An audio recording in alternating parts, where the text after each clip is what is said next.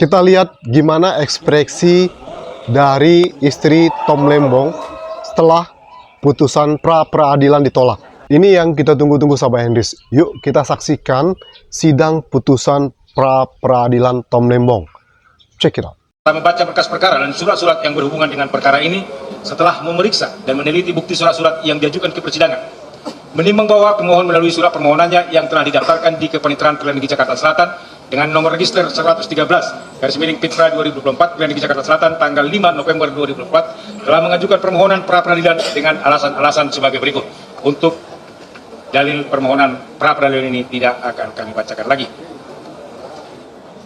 Menimbang bahwa pada hari sidang yang telah ditetapkan, pemohon dan termohon hadir kuasanya sebagaimana disebutkan di atas. Menimbang bahwa setelah membaca surat permohonannya, kuasa pemohon menyatakan tetap pada permohonannya. Menimbang bahwa atas permohonan pemohon tersebut, termohon telah mengajukan jawaban sebagai berikut.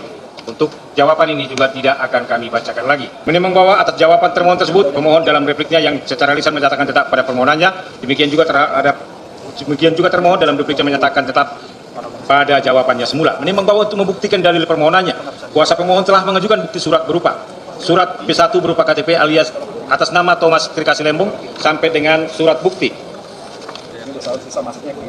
T26, yaitu hasil laporan pemeriksaan Badan Pemeriksa Keuangan Republik Indonesia. Menimbang bahwa surat bukti tersebut telah dicocokkan sesuai dengan aslinya, terkecuali untuk surat bukti P6, P12, P15 yang merupakan fotokopi dari fotokopi, sedangkan untuk surat bukti P5, kemudian lagi P4, P5, 7, 8, 9, 10, 13, 14, 17, 18, 19, 22, 23, dan 25 adalah merupakan fotokopi dari printout. Menimbang bahwa pemohon juga telah mengajukan ahli di persidangan, yaitu 1. Ahli ekonomi Dr. Antoni Budiawan di bawah sumpah pada pokoknya menerangkan tidak akan kami sampaikan lagi. 2. Ahli hukum pidana material dan permil Dr. Mujakir SIMH di bawah sumpah pada pokoknya menerangkan tidak akan kami sampaikan lagi. 3. Ahli pangan Profesor Dr. Insinyur Dwi Andreas Santosa MS di bawah sumpah pada pokoknya menerangkan sebagai berikut, tidak akan kami sampaikan lagi. 4. Ahli hukum pidana material dan permil Dr. Hairul Huda SIMH di bawah sumpah pada pokoknya menerangkan sebagai berikut, tidak akan kami bacakan lagi. 5. Ahli kerugian negara Dr. Hamdani MM MSc AK di bawah sumpah pada pokoknya menerangkan sebagai berikut, untuk keterangan ahli ini tidak akan kami bacakan lagi. 6. Ahli hukum administrasi negara Profesor IGD Panca Astawa di bawah sumpah pada pokoknya menerangkan sebagai berikut, tidak akan kami bacakan lagi. Menimbang bahwa di persidangan juga telah didengarkan keterangan termohon secara daring atau lain yang pada pokoknya menerangkan sebagai berikut, tidak akan kami bacakan lagi. Menimbang bahwa untuk membuktikan dalil sangkalannya, kuasa termohon telah mengajukan bukti surat berupa T1, satu bundel kopi surat perintah penyelidikan dari Direktur Penyidikan pada Jaksa Agung yang diberi tanda T1 sampai dengan T100, yaitu satu bundel kopi asli penetapan sita dari Pengadilan Negeri Serang. Menimbang bahwa surat bukti tersebut adalah berupa fotokopi yang sudah diberi meterai yang cukup dan telah pula dicocokkan sesuai dengan aslinya, terkecuali untuk surat bukti T48 sampai dengan T60 adalah merupakan fotokopi dari fotokopi. Menimbang bahwa kuasa termohon mengajukan ahli di persidangan sebagai berikut. 1. Ahli Profesor Dr. Ibnu Nugroho SIMH tidak akan kami bacakan lagi. Menimbang bahwa terhadap keterangan ahli seperti di atas, oleh karena adanya keberatan dari pemohon, maka keterangan ahli tersebut tidak akan dipertimbangkan dalam pemeriksaan perkara ini. 2. Ahli Taufik Rahman SH LLM PhD di bawah sumpah pada pokoknya menerangkan sebagai berikut, tidak akan kami bacakan lagi. Demikian juga bahwa terhadap keterangan ahli ini, oleh karena keberadaan ahli ditolak oleh pemohon, maka keterangan ahli tersebut juga tidak dipertimbangkan dalam perkara ini. 3. Ahli Dr. Ahmad Reddy SIMH MSc di bawah sumpah pada pokoknya menerangkan sebagai berikut, tidak akan kami bacakan lagi. Ahli Effendri Sihombing SE MSc Apakah pada pokoknya di bawah sumpah pada pokoknya menerangkan sebagai berikut, tidak akan kami bacakan lagi. Dari putusan ini guys. Kemudian ahli Profesor Dr. Agus Surono SIMH sebagai ahli pidana tidak hadir di persidangan, tetapi menyampaikan pendapat tertulis dan diserahkan kepada hakim peradilan yang pada pokoknya menerangkan sebagai berikut. Menimbang bahwa terhadap pendapat tertulis dari ahli yang diserahkan termohon tersebut, oleh karena tidak disertai bukti sumpah atau tidak diberikan atas sumpah, maka pendapat tertulis tersebut juga tidak akan dipertimbangkan dalam perkara ini. Menimbang bahwa kuasa pemohon dan kuasa termohon mengajukan kesimpulan secara tertulis masing-masing tanggal 25 November 2024 sebagaimana tersebut dalam berita acara persidangan ini. Menimbang bahwa selanjutnya para pihak tidak mengajukan sesuatu hal lagi di persidangan dan mohon putusan. Menimbang bahwa untuk menyingkat uraian putusan ini, maka segala sesuatu yang tertera dalam berita acara persidangan harus dianggap termuat dan merupakan bagian yang tidak terpisahkan dari putusan ini. Tentang pertimbangan hukumnya dalam provisi, menimbang bahwa pemohon dalam permohonannya memohon agar dijatuhkan putusan provisi, yaitu agar menyatakan demi hukum bahwa pemeriksaan permohonan pra-peradilan yang diajukan oleh pemohon harus diperiksa terlebih dahulu sebelum dilakukan pemeriksaan pokok perkara, sekalipun termohon sudah melimpahkan perkara akuo ke Pengadilan Tindak Pidana Korupsi di Pengadilan Negeri Jakarta Pusat dan memerintahkan termohon demi hukum agar tidak melimpahkan berkas perkara ke pengadilan sebelum permohonan pra-peradilan akuo diputus. Menimbang bahwa terhadap tuntutan provisi yang dimohonkan pemohon tersebut, hakim pra-peradilan berpendapat bahwa adanya pelimpahan pendaftaran pokok perkara di pengadilan pada saat pemeriksaan permohonan pra-peradilan didaftarkan atau pada saat perkara pra-peradilan sedang diperiksa telah ada ketentuan yang secara limitatif dan tegas mengaturnya sebagaimana diatur dalam pasal 82 ayat 1 huruf D KUHP, yaitu dalam hal suatu perkara sudah mulai diperiksa di pengadilan negeri sedangkan pemeriksaan mengenai permintaan kepada pra-peradilan belum selesai, maka permintaan tersebut gugur. Demikian juga SEMA nomor 5 tahun 2001 tentang rumusan kamar pidana yang mengatur bahwa dalam perkara tindak pidana sejak berkas perkara dilimpahkan dan diterima di pengadilan serta-merta menggugurkan pemeriksaan pra-peradilan sebagaimana dimaksud dalam pasal 682 ayat 1 huruf D KUHP. Karena sejak dilimpahkan perkara pokok ke pengadilan, status tersangka beralih menjadi terdakwa. Status tahanannya beralih menjadi wewenang hakim. Dalam hal hakim pra-peradilan tetap memutus dan mengabulkan permohonan pemohon, putusan tersebut tidak menghentikan pemeriksaan pokok perkaranya. Menimbang bahwa selain daripada itu, senyatanya sampai saat ini pokok perkara yang dipersangkakan kepada pemohon belum dilimpahkan ke pengadilan, baik atas pengetahuan hakim melalui SIPP maupun tidak adanya bukti yang diajukan oleh termohon yang menyatakan bahwa perkara pokoknya telah dilimpahkan ke Pengadilan Negeri Jakarta Pusat. Menimbang berdasarkan alasan tersebut di atas, maka tuntutan provisi yang dimohonkan oleh pemohon tidak beralasan hukum sehingga haruslah dinyatakan ditolak. Tentang eksepsi, menimbang bahwa termohon dalam jawabannya mengajukan eksepsi sebagai berikut. 1. Permohonan pra-peradilan tidak sah karena tidak ditandatangani oleh pemohon maupun kuasanya dalam kurung cacat formil. Menimbang bahwa termohon dalam jawabannya menyatakan bahwa permohonan pra-peradilan yang diajukan oleh pemohon adalah tidak sah dan tidak mempunyai cacat formil karena tidak ditandatangani oleh pemohon atau kuasanya sehingga permohonan tersebut harus ditolak. Menimbang bahwa terhadap eksepsi termohon tersebut, setelah hakim pra-peradilan memperhatikan dan meneliti dengan seksama baik dari fisik asli yang ada dalam berkas permohonan maupun yang ada terupload dalam SPP Pengadilan Negeri Jakarta Selatan, ternyata permohonan pra-peradilan telah benar, lengkap ditandatangani oleh kuasa pemohon. Kekurangan lembaran akhir yang tersampaikan kepada termohon semata-mata adalah kehilafan atau kelalaian dari jurusita atau pengadilan semata ketika menyampaikan permohonan kepada termohon. Hal ini juga telah diklarifikasi pada saat persidangan. Menimbang berdasarkan uraian tersebut, maka eksepsi ini juga harus dinyatakan ditolak. 2. Petitum permohonan pra-peradilan tidak beralasan dan tidak jelas atau obscur liber. Menimbang bahwa termohon dalam eksepsinya menyatakan bahwa petitum permohonan pra-peradilan pada poin 6 yang menyatakan segala keputusan atau penetapan yang diterbitkan lebih lanjut oleh termohon yang berkaitan dengan penetapan tersangka atas pemohon adalah tidak sah dan tidak mengikat secara hukum, adalah tidak beralasan hukum dan tidak sah dalam kurung obscur liber karena tidak menjelaskan dasar hukum permohonannya tersebut. Sebab sebagaimana pertimbangan dalam putusan Mahkamah Konstitusi nomor 21 tanggal 28 April 2015 pada halaman 106 menyatakan bahwa namun demikian perlindungan terhadap hak tersangka tidak kemudian diartikan bahwa tersangka tersebut tidak bersalah dan tidak menggugurkan dugaan adanya tindak pidana sehingga tetap dapat dilakukan penyelidikan kembali sesuai dengan kaedah hukum yang berlaku secara ideal dan benar. Dimasukkannya keabsahan penetapan tersangka sebagai objek pranata peradilan adalah agar perlakuan terhadap seseorang dalam proses pidana memperhatikan tersangka sebagai manusia yang mempunyai harkat, martabat, dan kedudukan yang sama di hadapan hukum. Selanjutnya, sesuai dengan ketentuan pasal 82 ayat 2 dan ayat 3 KUHP telah diatur secara limitatif apa yang dapat dimuat dalam isi putusan hakim pra-peradilan. Oleh karena petitum seperti ini tidak jelas atau kabur dan oleh karenanya harus ditolak setidak-tidaknya dinyatakan tidak dapat diterima. Menimbang bahwa terhadap eksepsi tersebut di atas, hakim pra-peradilan berpendapat bahwa eksepsi ini telah memasuki materi pokok perkara yang memerlukan pembuktian apakah petitum tersebut beralasan hukum atau tidak. Lebih-lebih, petitum dimaksud adalah hal yang dimohonkan yang kesemuanya itu digantungkan pada penilaian suatu bukti. Menimbang berdasarkan uraian pertimbangan di atas, maka eksepsi ini haruslah dinyatakan ditolak. Tentang pokok perkara, menimbang bahwa maksud dan tujuan permohonan pra-peradilan yang diajukan oleh pemohon adalah sebagaimana disebutkan di atas. Menimbang bahwa pada pokoknya permohonan pra-peradilan yang diajukan oleh pemohon adalah tentang sah tidaknya. Kembali lagi tentang tidak sahnya penetapan tersangka pemohon berdasarkan surat penetapan tersangka Direktur Penyidikan Jaksa Agung Muda Tindak Pidana Khusus nomor TAP 60/F.2/FD.2 anggota dewan 10/2/24 apalagi masalah kecil. Benar nggak dengan sama alasan pemohon tidak diberikan kesempatan untuk menunjuk penasihat hukum pada saat ditetapkan sebagai tersangka dan diperiksa sebagai tersangka untuk pertama kalinya. Penetapan tersangka tidak didasarkan pada bukti permulaan berupa minimal 2 alat bukti sebagaimana diatur dalam pasal 184 KUHP. Penetapan tersangka pemohon oleh pemohon dilakukan secara sewenang-wenang atau tidak sesuai dengan hukum acara yang berlaku. Pemohon sudah tidak menjabat sebagai Menteri Perdagangan sejak tanggal 27 Juli 2016 sehingga Menteri Perdagangan lain juga harus diperiksa dalam perkara ini. Serta juga tidak sahnya penetapan penahanan pemohon berdasarkan surat perintah penahanan Direktur Penyidikan Jaksa Agung Muda tindak pidana khusus nomor PRIN 50/F-2/FD tanggal 29 Oktober 2024 karena tidak memenuhi syarat objektif dan subjektif penahanan. Menimbang bahwa untuk menguatkan dalil permohonannya, pemohon telah mengajukan bukti surat yang diberi tanda P1 sampai dengan P26 dan mengajukan 6 orang ahli yang nama dan keterangannya seperti tersebut di atas.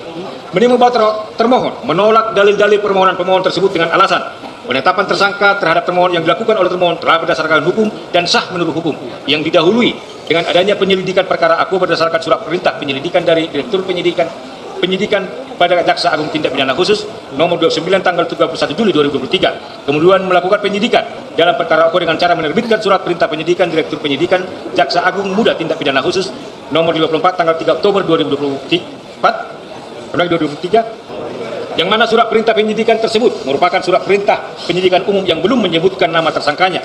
Dan dalam proses penyidikan perkara aku, termohon selaku penyidik telah mendapatkan bukti permulaan yang tercukupi minimal 2 alat bukti.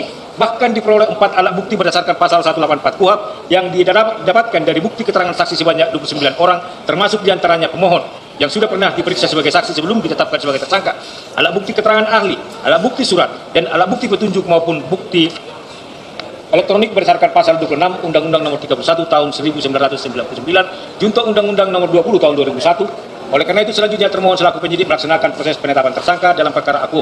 Demikian juga mengenai penahanan terhadap pemohon telah berdasarkan hukum dan sah menurut hukum. Menimbang bahwa untuk mendukung alasan penolakan tersebut, termohon telah mengajukan bukti surat yang diberi tanda T1 sampai dengan T100 dan mengajukan 4 orang ahli yang nama keterangannya sebagaimana tersebut di atas dan juga mengirimkan pendapat ahli secara tertulis di persidangan. Bahwa setelah membaca dan meneliti dengan seksama surat permohonan pemohon dan jawaban termohon serta bukti surat dan pendapat ahli yang diajukan di persidangan oleh pemohon maupun termohon, maka perlu dipertimbangkan terlebih dahulu ruang lingkup lembaga pra-peradilan sebagai berikut. Menimbang bahwa berdasarkan pasal 1 angka 10 KUHP ditentukan bahwa pra-peradilan adalah wewenang pengadilan negeri untuk memeriksa dan memutus menurut cara yang diatur undang-undang tentang sah atau tidaknya suatu penangkapan dan atau penahanan atas permintaan tersangka atau keluarganya, B sah atau tidaknya penghentian penyidikan atau penghentian penuntutan atas permintaan dimitigasinya hukum dan keadilan, C permintaan ganti rugi dan rehabilitasi oleh tersangka atau keluarganya atau pihak lain atas kuasanya yang perkaranya tidak diajukan ke pengadilan.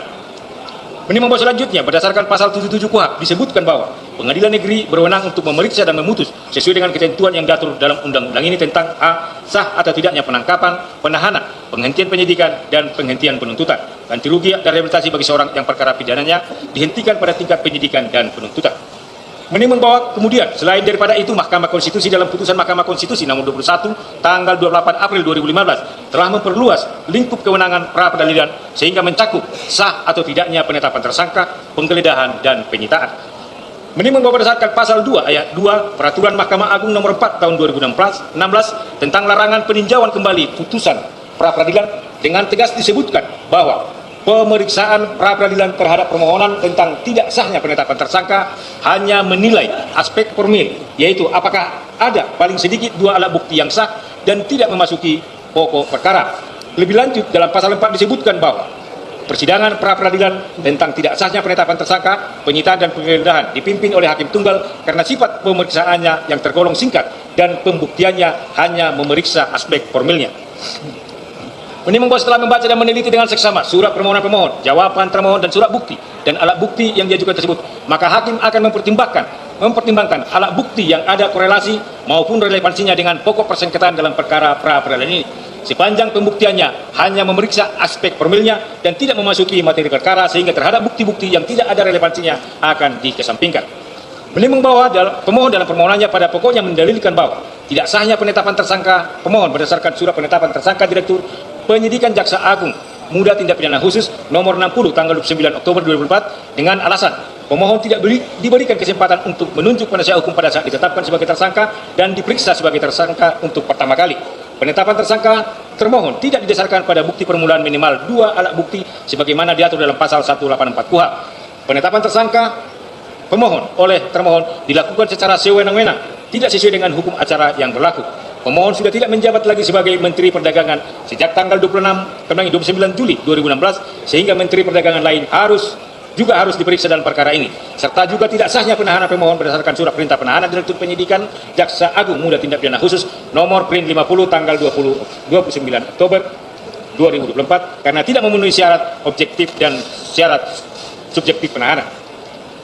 Menimbang bahwa oleh karena lembaga pra-peradilan pada asasnya adalah lembaga yang mengawasi dan menguji atas tindakan-tindakan yang dilakukan oleh penyidik atau penuntut umum sebagaimana sarana pengawasan horizontal atas upaya paksa yang dilakukan oleh aparat penegak hukum untuk kepentingan pemeriksaan perkara pidana agar tindakan aparat penegak hukum tersebut tidak melanggar peraturan perundang-undangan, maka beban pembuktian dalam perkara akuo lebih ditekankan kepada termohon dengan tidak mengurangi bila mana ada bukti yang akan mendukung yang akan diajukan oleh pemohon sendiri. Menimbang bahwa pemohon ditetapkan menjadi tersangka terkait dengan tindak pidana melanggar pasal 2 ayat 1 junto pasal 18 Undang-Undang Nomor 31 tahun 1999 tentang pemberantasan tindak pidana korupsi sebagaimana telah diubah dengan Undang-Undang Nomor 20 tahun 2001 tentang perubahan atas Undang-Undang Nomor 31 tahun 1999 tentang pemberantasan tindak pidana korupsi junto pasal 55 ayat 1 ke 1 KUHP subsidiar pasal 3 junto pasal 18 Undang-Undang Nomor 31 tahun 1999 tentang pemberantasan tindak pidana korupsi bagaimana telah diubah dengan Undang-Undang Nomor 20 tahun 2001 tentang perubahan atas Undang-Undang Nomor 31 tahun 1999 tentang pemberantasan tindak pidana korupsi junto pasal 55 ayat 1 ke 1 KUH pidana. Ini membuat selanjutnya akan dipertimbangkan apakah penetapan tersangka terhadap diri pemohon oleh termohon telah sesuai dengan ketentuan perundang-undangan sebagai berikut. Menimbang berdasarkan pasal 1 butir 14 Undang-Undang Republik Indonesia Nomor 8 tahun 81 tentang hukum acara menentukan bahwa tersangka adalah seorang yang karena perbuatannya atau keadaannya berdasarkan bukti permulaan patut diduga sebagai pelaku tindak pidana. Menimbang bahwa yang dimaksud dengan bukti permulaan sebagaimana disebutkan dalam ketentuan pasal 1 butir 14 Undang-Undang RI Nomor 8 tahun 81 tentang hukum acara pidana di atas dapat disimpulkan dari ketentuan pasal 183 Undang-Undang Nomor 8 tahun 81 tentang hukum acara pidana yang berbunyi hakim tidak boleh menjatuhkan pidana kepada seseorang kecuali apabila dengan sekurang-kurangnya 2 alat bukti yang sah memperoleh keyakinan bahwa suatu tindak pidana benar-benar terjadi dan bahwa terdakwa yang bersalah melakukannya.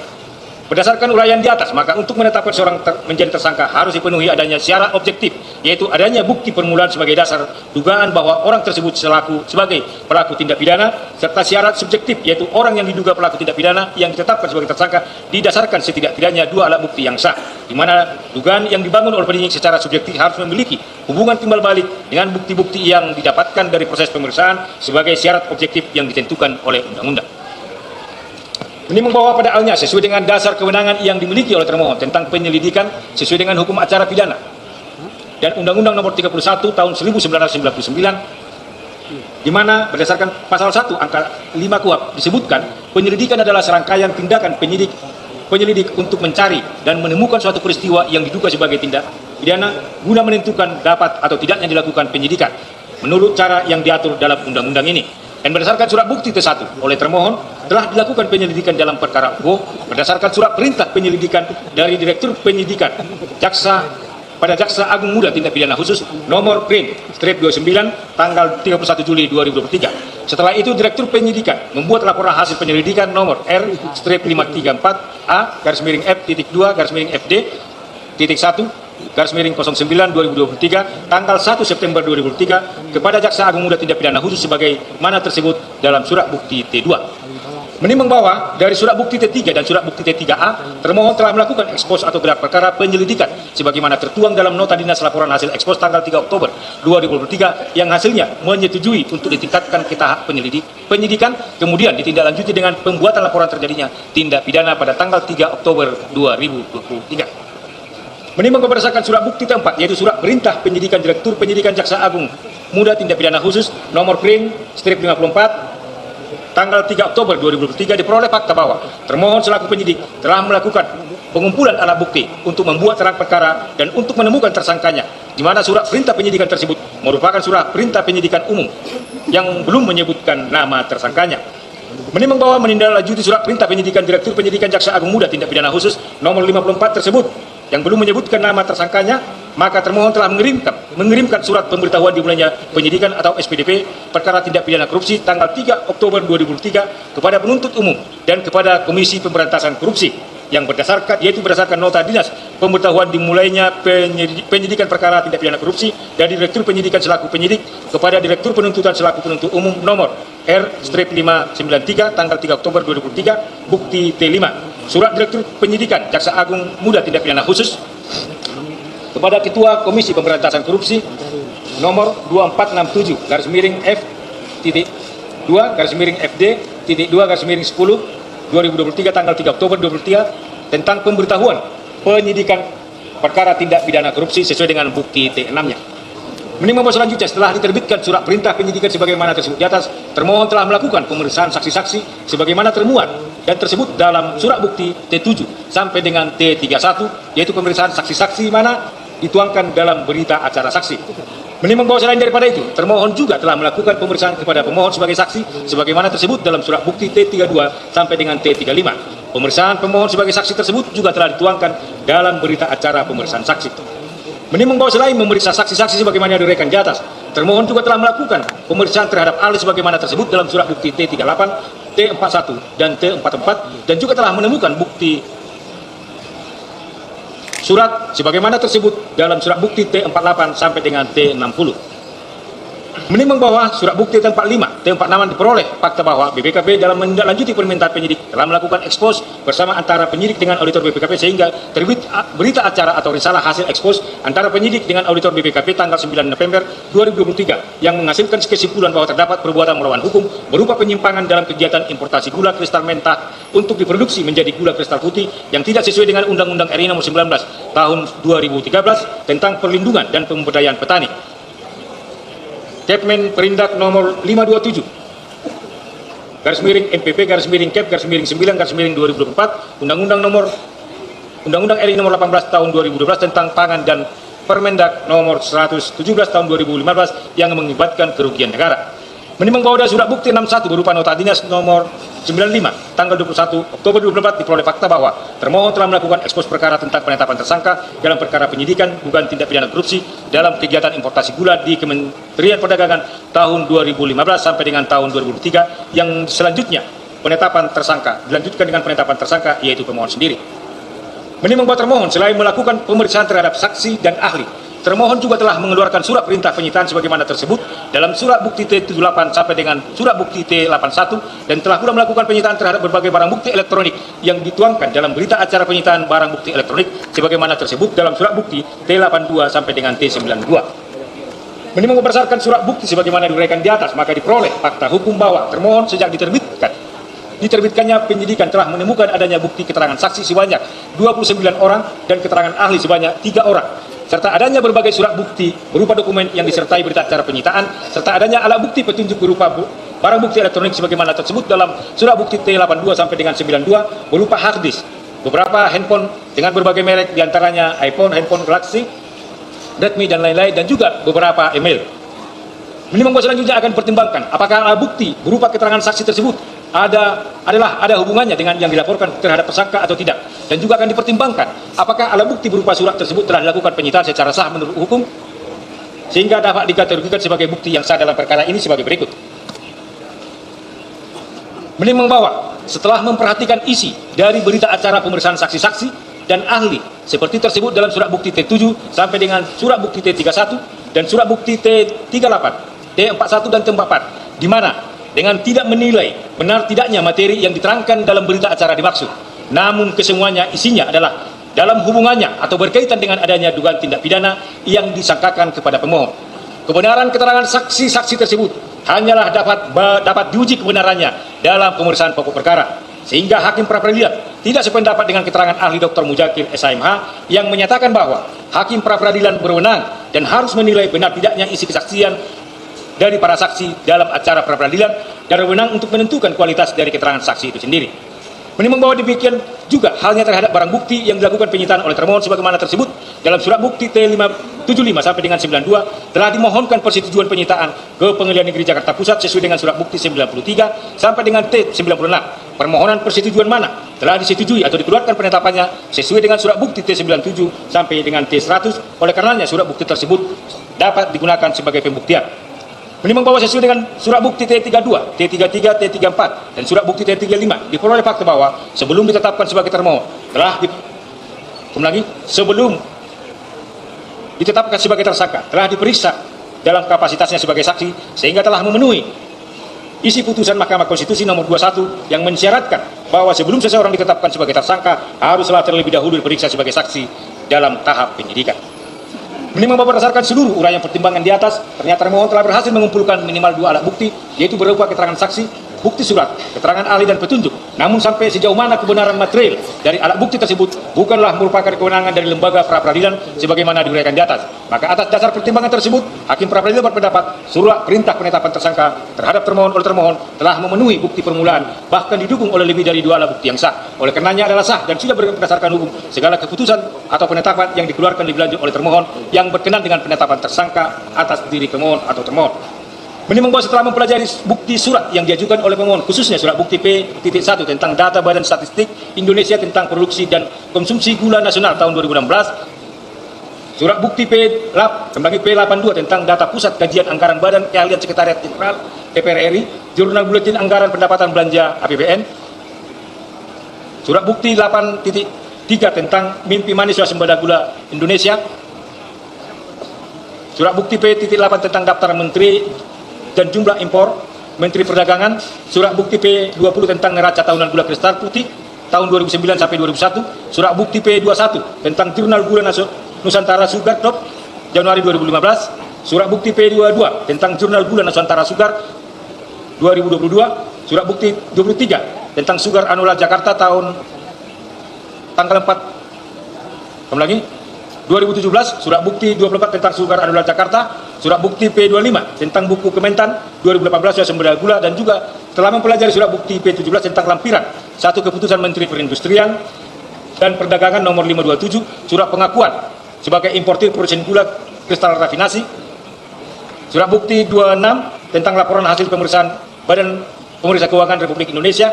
Menimbang berdasarkan uraian pertimbangan di atas, maka alasan penahanan pemohon yang didalilkan pemohon sebagaimana penahanan yang tidak sah adalah tidak berdasar hukum, oleh karenanya haruslah dinyatakan ditolak. Menimbang berdasarkan seluruh uraian pertimbangan di atas, oleh karena termohon telah dapat membuktikan bahwa tindakan yang dilakukan berdasarkan ketentuan yang berlaku, maka alasan-alasan permohonan pra-peradilan yang diajukan oleh pemohon tidaklah beralasan hukum, dan oleh karena itu patut untuk ditolak. Dan oleh karena permohonan tersebut ditolak, maka alat bukti lainnya tidak perlu lagi dipertimbangkan lebih lanjut. Menimbang bahwa karena permohonan pra-peradilan diajukan oleh pemohon ditolak seluruhnya, maka biaya yang timbul dalam permohonan ini haruslah dibebankan kepada pemohon sejumlah nihil. Mengingat Pasal 77 Undang-Undang Nomor 8 Tahun 1981 tentang KUHP, Perma Nomor 4 Tahun 2016, serta pasal-pasal dan peraturan perundang-undangan lain yang berkenaan dengan perkara ini, mengadili dalam provisi menolak tuntutan provisi yang diajukan oleh pemohon untuk seluruhnya. Tentang eksepsi, menolak eksepsi termohon untuk seluruhnya. Tentang pokok perkara, 1. Menolak permohonan pra-peradilan pemohon untuk seluruhnya.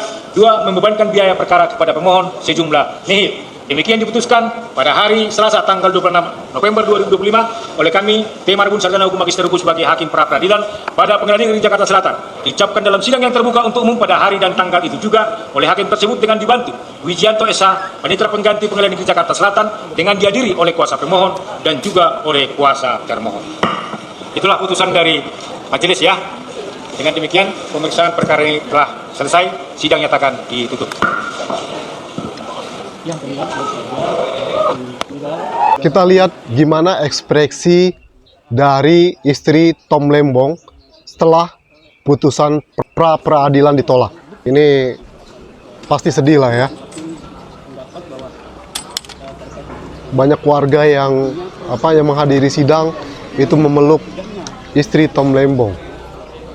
Kuasa hukum pun Amir Yusuf itu kelihatan sangat sedih sekali atas putusan ini.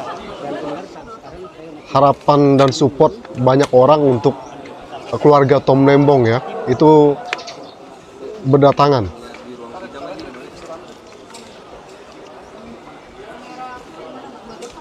Karena alat bukti yang ditunjukkan itu masih disangsikan gitu. Hakim tidak mendengar suara rakyat, dewan. Ikut sedih guys ya.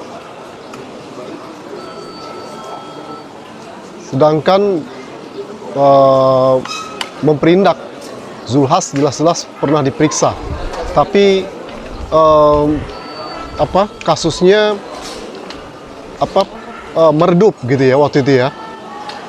Apalagi pas saat peradilan ini kan Zulhas mendatangi Jokowi di Solo. Apakah karena hal ini gitu? Karena kan kalau dari 2015 sampai 2023 otomatis semua menteri yang melakukan kebijakan impor gula itu harus diperiksa. Setuju nggak sama Hendis? Tapi ini kenapa hanya Tom Lembong?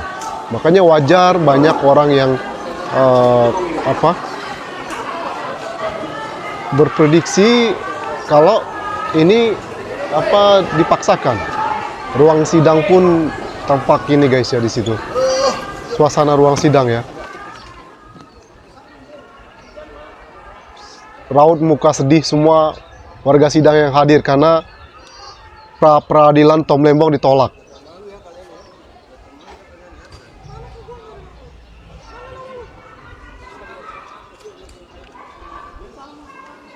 Jelas sekali raut muka sedih guys ya. Karena janggal banget gitu kasus ini.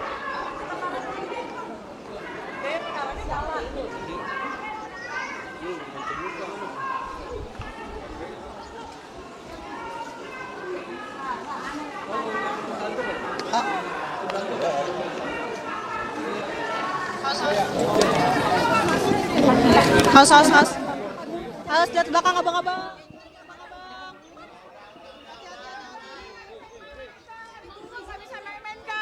Udah. Ya kami marah lah, ini kan nggak adil. Sprindiknya dari 2013 sampai 2015 sampai 2023. Kenapa cuma Tom Lembong yang kena? Tidak boleh. Berarti 4 yang lain harus juga ditangkap. Tokoh atau mantan Ini pejabat warga juga protes ya. Ada apa dengan Tom Lembong? Itu pertanyaannya. Wah berani banget nih warga ini. Siapa orangnya ini? Kalau Berantas kalian tahu mafia komen di bawah hukum. guys. Wah, berani banget Orang-orang ini. kejahatan yang jadi Langsung kaki sebut tangan Jokowi harus diadili. nama Jokowi di masih di saat keluar ruang sidang ya, di sidang peradilan Tom Lembong. Berani banget nih guys ya. Oke guys, kita terus menunggu. Masih ada harapan mungkin apa yang akan dilakukan, langkah hukum yang akan dilakukan oleh kuasa hukum Tom Lembong. Kita terus update guys ya. So tetap stay tune channel YouTube Hendis Media guys ya. Oke.